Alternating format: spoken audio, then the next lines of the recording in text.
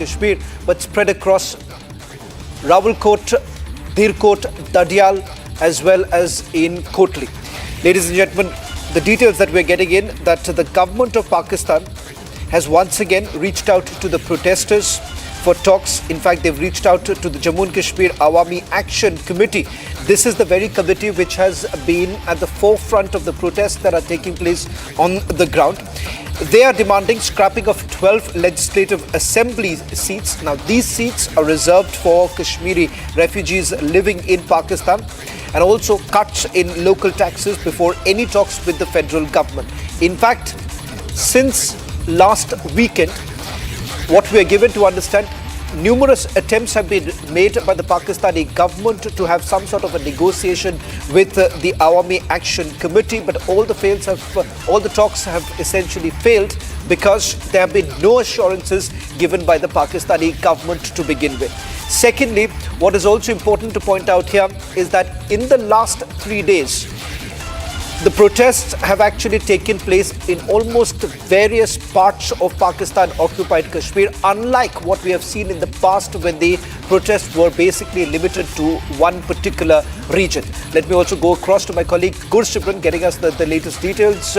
Gursimran, with regards to the talks that are essentially taking place, it seems earlier it had failed. What is it that the Pakistani government is proposing now?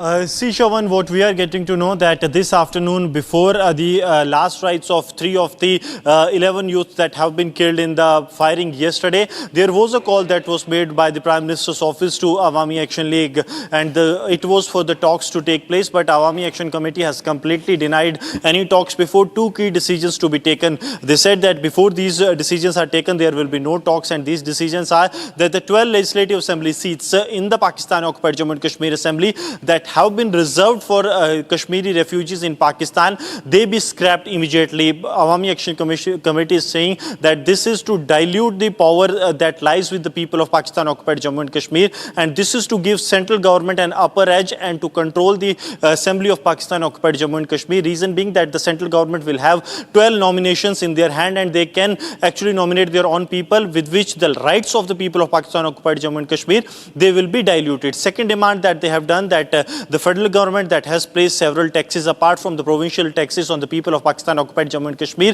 these taxes be immediately rolled back. So these are the 2 demands that have been put forth before the Prime Minister's office in the second reach out attempt by the PMO of Pakistan to Awami Action Committee, and they have said that once these 2 demands are met in public domain, only then the talks will take place. They have yesterday also made it very clear, Awami Action Committee, that talks and the firing on the protesters cannot go hand to hand. That means first, the atrocities of the government of Pakistan have to come to an halt. There needs to be a complete restoration of the connectivity in the region, and only then talks will take place. Major General Sinha is joining us on this broadcast. General Sinha, I want to quickly take this with you with regards to why this is extremely significant, because in the past it was essentially reduced to only one area. The latest information that we have, that it is not just in one area, it's in Kotli, Dirkot, Muzaffarabad, Dadial, and a few other places. In fact, 2,000 protesters are on the ground as we speak right now. General Sinha, Asim Munir has completely lost the plot. Good afternoon, Jain. Yeah, Asim Munir has become, absolutely failure. He has been running around in some other circle, and he's looking forward from the other side. That is a different story altogether. What he is trying to do it, that if people come from outside and control it, he is playing a game. But what is happening in the PoK, that is very important. In PoK, if you see, this call was given on 29. It is not that, it has started. It was well planned, and it has been, they have got well demand. It started with a demand that, these are the localized demands, basically, with the water, electricity, the timber which is going out from that, and economical demands are there. What you said, that there is a spread all along the PoK. When we say PoK, or we think it only that Azad Kashmir area. It is also happening in Little Pakistan. The news are not coming from there. It started from there, and now in the POJK, the complete shutdown is there, and you have if you see from north to south, Kopi to Muzaffarabad, all the places is taking place. Of course, this is Awami Action Committee. They have given down certain things, that you stop what they are doing. Basically, the security forces which has been pumped in over there, they are doing the atrocity. Earlier, demand used to be that, this whatever is happening, that this type of slogans are not there. But the slogans are much, much more, even the slogans are coming that they want to have they want to go on autonomy. They want to go on, joining, they want the liberty. That is what the Awami Action Committee is looking forward. It has started with something today, but you will see that it's not going to stop. It will be the division of PoK, and when we'll say the PoK, it includes the Greater Baltistan and Saskam Valley. So I think it is going on, and every day the situation here in Balochistan, in Khyber Pakhtunkhwa is deteriorating. Sinha, I'm getting in some more breaking news right now. General Sinha, I'm sorry to interrupt you because I'm just getting in more breaking news developments coming in right from Pakistan-Occupied Kashmir. In fact, our sources are telling us that from their court, where about 2,000 Jammu and Kashmir Awami Action Committee members, they've begun their march from Rawalkot and Bagh, and they're basically moving towards Muzaffarabad.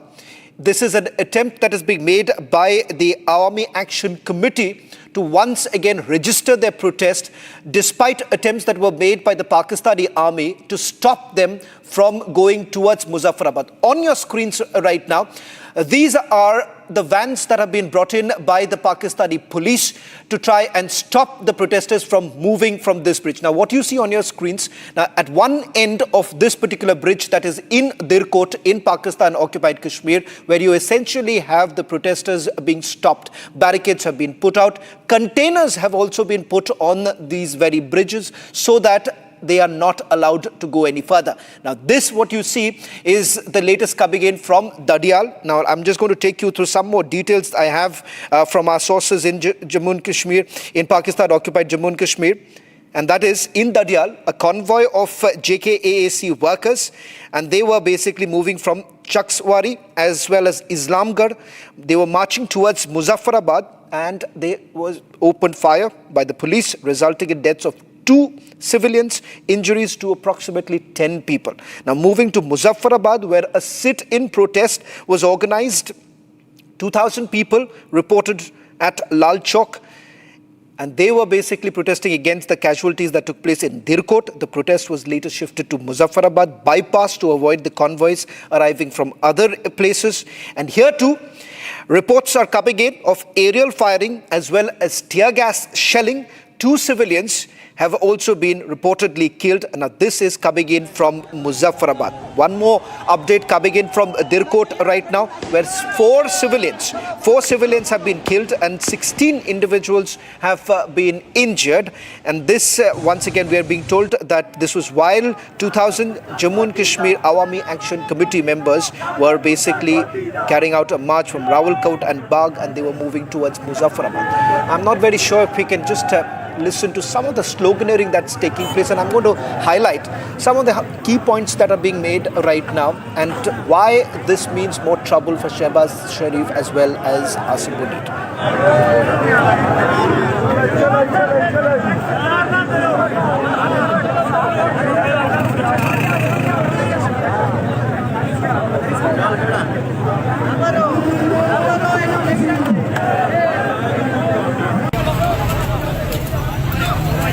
बताया जा रहा है fire लगा है इसको वो free था मुड़ा एक लाख लो राम ना लो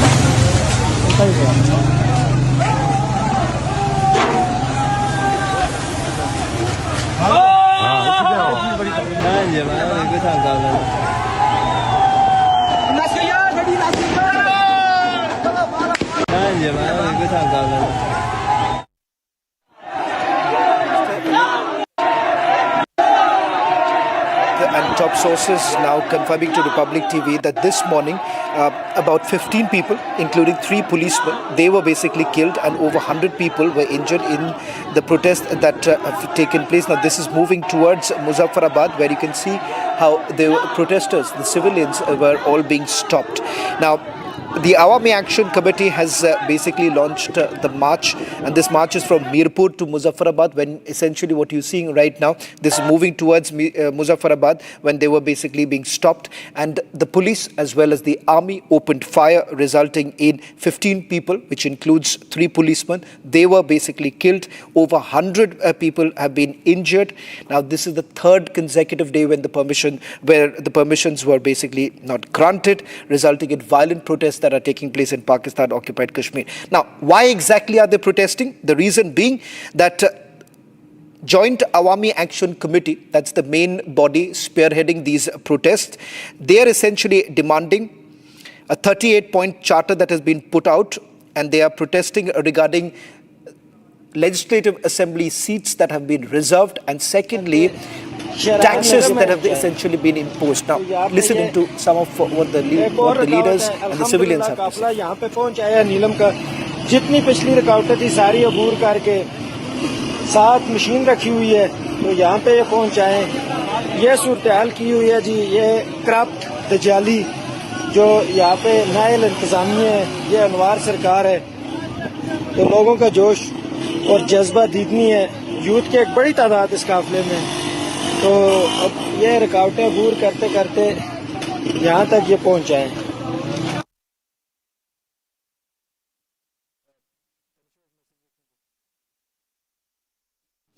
Well, these are the latest images coming in from Muzaffarabad. In fact, such has been the situation that inside the Pakistani parliament too, you have had certain lawmakers taking on Field Marshal Asim Munir. Now, this is with regards to the visit that he has had in the United States of America. In fact, Senator Aimal Wali Khan has now raised concerns, serious concerns about Asim Munir's recent visit to America, and also be unable to control the situation in Pakistan-Occupied Kashmir. And the most significant aspect of these protests are, it has happened in the past, but what is different is that this is no longer limited to just one place in Pakistan-Occupied Kashmir. I'm told that there is another breaking news coming in, this time more visuals coming in from Muzaffarabad, as have been pointing out deep sources in Pakistan-Occupied Kashmir that we've had in Republic TV, getting you details of every minute by minute update that's coming in from the protests that are taking place. I'll bring in my colleague Gursimran. Gursimran, I was just told by a source of mine, Gursimran, that 15 people have been injured in the latest firing that's taken place, and the firing is taking place just a short while back in Muzaffarabad.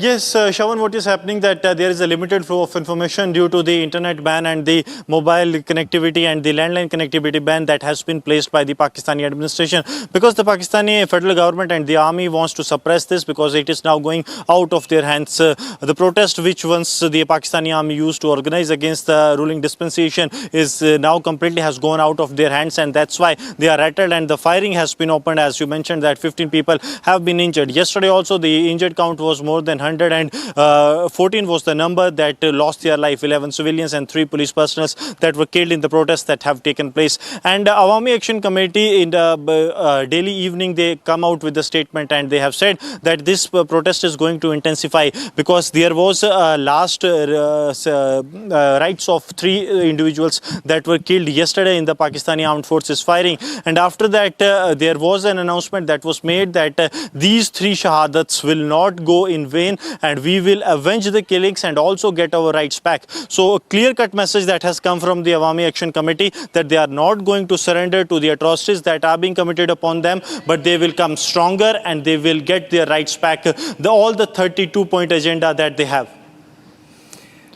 Well, in fact, these are the demands that have been made by the Awami Action Committee. Now, what is the Awami Action Committee? In fact, remember, the allegation that has been leveled against the Awami Action Committee is that they've always sided with the Pakistani army. In fact, for the first time, Shaukat Mir, who leads the Awami Action Committee, has spoken against the Pakistani army itself. And not just that, they have also leveled a direct allegation against the ISI, saying that the ISI has been muzzling the voice of the protesters. And over the last 3 days, we have seen that this is only intensified. These are the latest images now coming in from Muzaffarabad in Pakistan-occupied Kashmir, where the protests are only intensifying on the ground, unable to control. The Pakistani army has also brought in the police, and police has been brought in from Punjab.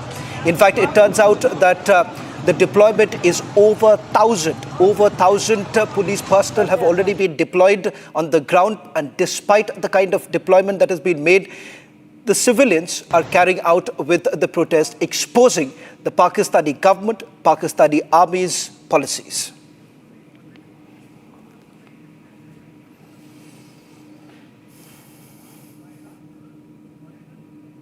Well, in fact, India has delivered a stern message to Pakistan at the United Nations Human Rights Council, questioning how a country with its own record of minority persecution can dare to lecture others on human rights. In fact, the matter that is taking place right now in Pakistan-occupied Kashmir has also been raised. Take a look at this report.